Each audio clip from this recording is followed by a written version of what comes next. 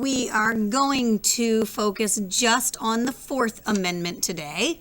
That should make social studies a little bit shorter. There will be an assignment with this, though. So, to continue, the words of the Bill of Rights, that is at the end of the United States Constitution, the Fourth Amendment in the Bill of Rights, it says, the right of the people to be secure in their persons. I know it sounds weird, persons, right?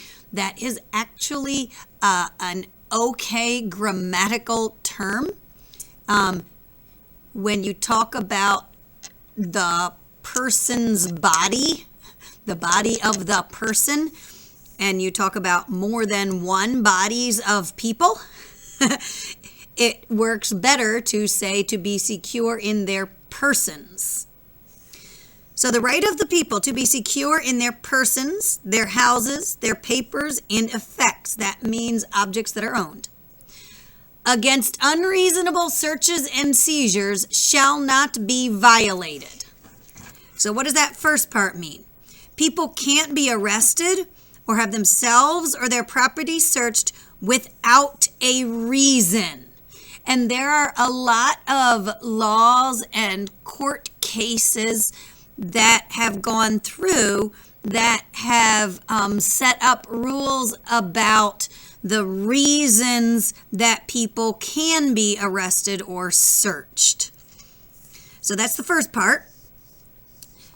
The second part is, no warrants shall issue but upon probable cause, supported by oath or affirmation, and particularly describing the place to be searched and the persons or things to be seized.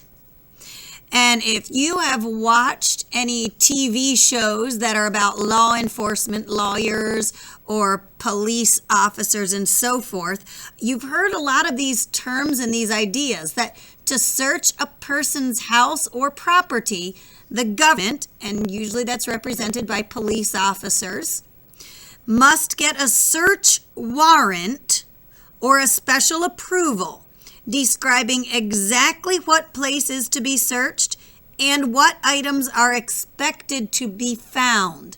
And very often law enforcement have to have a really good understanding of the way warrants and searches work, because if they don't follow those rules about searching for what is included in a warrant, it could be they find that someone has been doing something illegal, and yet when that person is taken to trial, if the law enforcement, if the people representing the government did not follow the rules about search warrants and searching and making sure they are following probable cause, then those items that they find that could prove someone is doing something illegal could get thrown out of trials.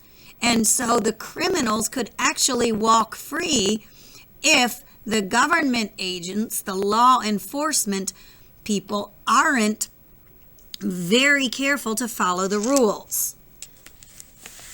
How does this transfer over into your assignment? Well, in Dictator, we are down to information in the fifth and the sixth box. So he says, since I can't trust you all to turn over your guns, my friends can go into your house at any time. If they find anything they don't like, you will be arrested. Well, let's see. He's talking about going into your house without probable cause. He's talking about going into your house without a search warrant. He's talking about going into your house without a reason. Kind of sounds to me like he is going against the Fourth Amendment. So you definitely need to do this box now. And you need to remember, tell him you can't take away our right to, how do you do that? To not having our property searched without a reason? Oh, seriously, why has it frozen? Oh, come on, come on, come on.